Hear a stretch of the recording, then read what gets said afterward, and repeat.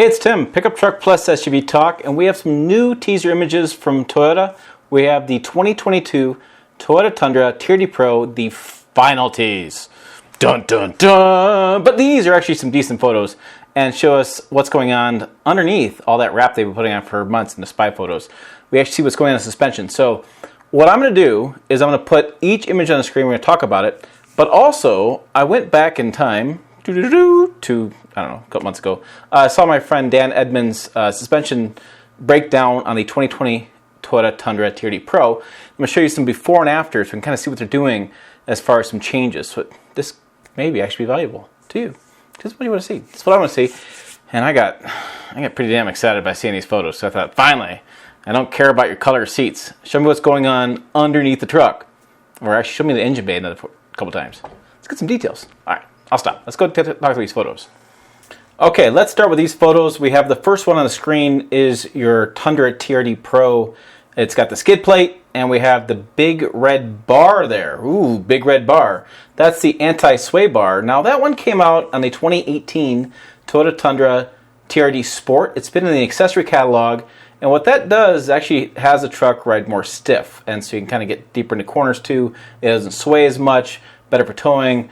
However, that versus the OE, the original equipment, the base one, the non-sway bar, is about 12 pounds heavier. I know that because Sparks Parts actually sells that sway bar, and the description talks about how it's 12 pounds heavier. And so you're putting a heavier bar on there, which kind of leads me to believe that they've done some weight savings throughout the truck, maybe some more aluminum throughout the truck to drop the weight down. They can add that bar, make it a standard. Like I said, they offered in 2018 TRD Sport, not TRD PRO. And so I'll be curious to see if that's going to stay as a staple for the TRD PRO. If I recall correctly, and correct me if I'm wrong, but in my searching, I didn't find an anti-sway bar was stock on the TRD PRO. Could be wrong. I don't know. I don't think I am. All right, so then we have the skid plate. That's pretty normal. What I don't see on this, I kind of look a little closer for that, was a transmission oil cooler. I don't see anything there. They may not have put that back in, which is what my sources are, well, the sources in my head are leading me to believe they're not going to put that back in. They have to take it out. But that's what we have there. So then I was going to show you this sway bar. This is made by Pick Joinder. It's an app, whatever. But this is from Sparks Parts. And you can see the black one is the original equipment kind of bar, and the red one is a TRD sway bar. They look pretty similar to me, and I'm sure there's some differences how they're made or something. But yeah, that's your difference right there. And then there's the photo. That's Sparks Parts.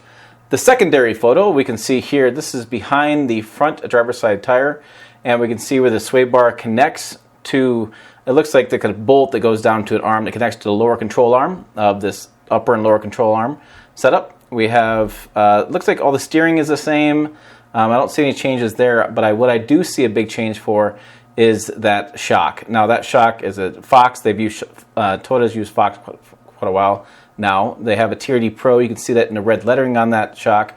And then when you look at that, like this before and after, I'll go to the after. So we can see that there's a piggyback reservoir on the Fox that's next to that shock on the after or before.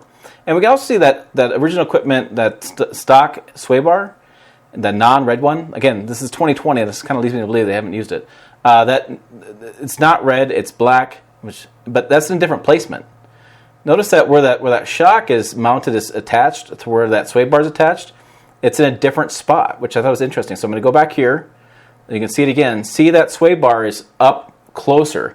It's almost like the shock and the sway bar have swap places. I want to say sway bar. It's a stabilizer bar. People say they're more for it, but they've almost like they've swapped places, and so it's really interesting. And I don't see a piggyback reservoir in that Fox shock. Now it could be behind it, or it could be something different. Typically, the piggyback reservoir, what it does is it holds in the divider piston, some gas, and the oil, and allows you to have a full range of the shock on the one side, and then you separate the gas from the oil on the other side, and allows the oil to, you have more oil, and the oil stays cooler.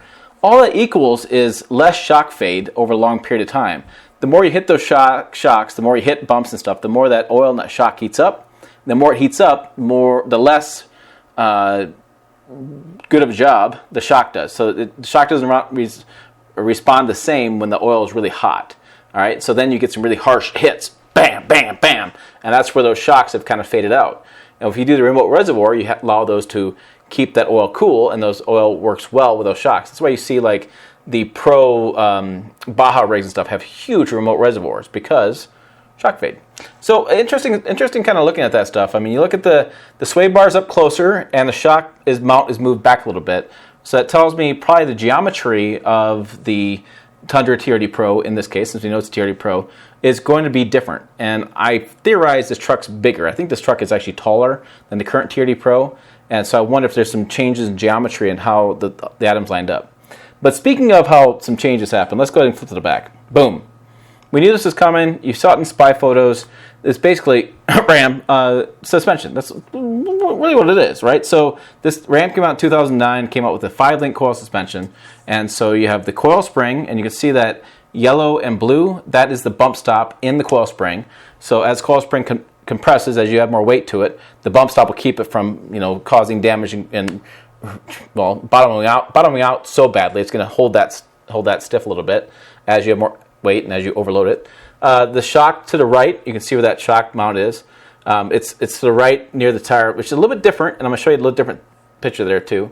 We have the bar going across the rear suspension, the rear axle housing, or the pumpkin, whatever you want to call it. That is called a panhard, or there's another word for it as well. It escapes me, but people have different names for that bar.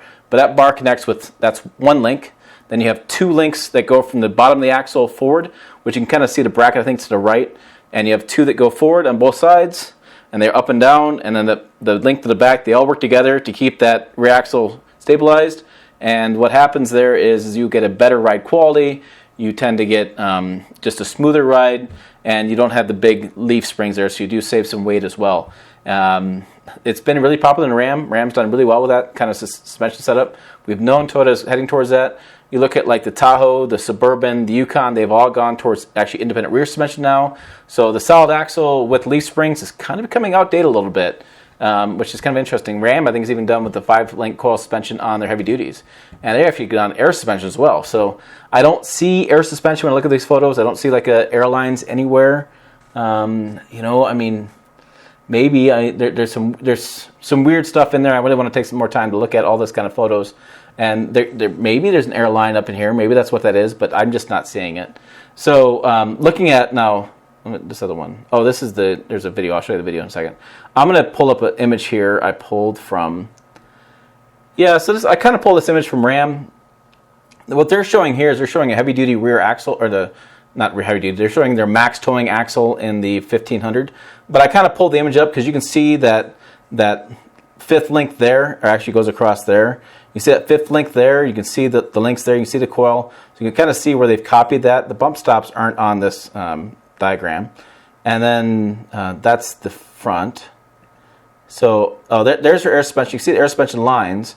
And you see those big pump in the back, which I was kind of thinking, there's another shock back there too. I was thinking that first shock was that kind of deal. And this is their TRX. I thought the TRX showed a really good example of this.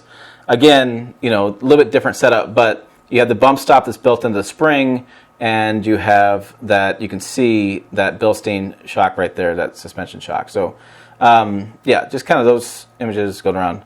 Oh, and this is the current Tundra TRD Pro. It's got the leaf springs there. You can see the 4 leaf springs all kind of put together, and you see the bump stop on top of that. You can see the hole where it hits the frame. So a totally different setup as we go around to that. And you can see that front there. So let's play the video just right here.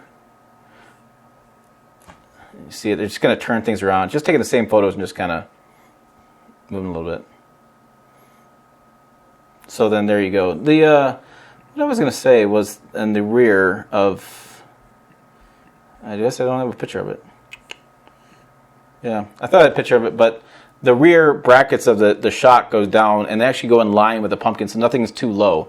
And if you look at that rear tire of the Tundra, it's actually tucked in a little bit, so the lowest point is the bottom of that pumpkin or bottom of that rear axle housing. So that way for off-road, that's your lowest point you can hit. And then when you're leaving off-road, when your departure angle, if you get that tire up higher and get those shocks up higher, you won't hit those.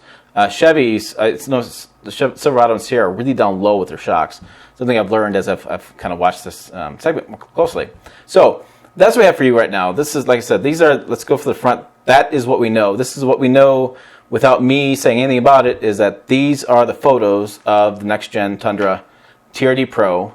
We have the TRD skid plate. We have the sway bar. We can see it in bright red. I mean, obviously it's bright red. Let me that. We have the sway bar and the shock are kind of swap placing. And it looks like that's a new shock. I'm not sure, again, piggyback reservoir is usually a really common thing. Or they found a way around it. Everybody's doing different stuff these days. And then in the rear, we do have confirmation that it is the 5-link coil suspension. And we do have the shock on the side. Now that shock going down, it looks like that's going to be about the same length going down. So hard to tell with this photo, as far as your ground clearance in the back, where they can hit the axle housing or hit the shock. And then we have the bump stop, and so that's what we know on the 2022 TRD Tundra. Wow, lots of T's in there. All that kind of stuff. So we also know that based on prior photos, 9/19 looks like the reveal date for this. Looks like we'll see all the trim levels.